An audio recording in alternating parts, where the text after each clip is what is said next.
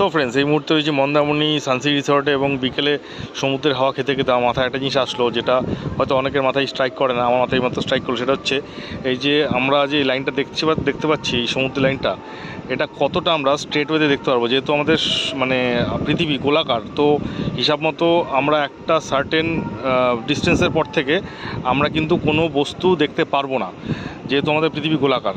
তো সেই ক্ষেত্রে এরকম পর্যায়ে আমরা স্ট্রেট লাইন, ঠিক আছে, স্ট্রেট লাইন আমরা কত কিলোমিটার অবধি আমরা সরাসরি দেখতে পারবো।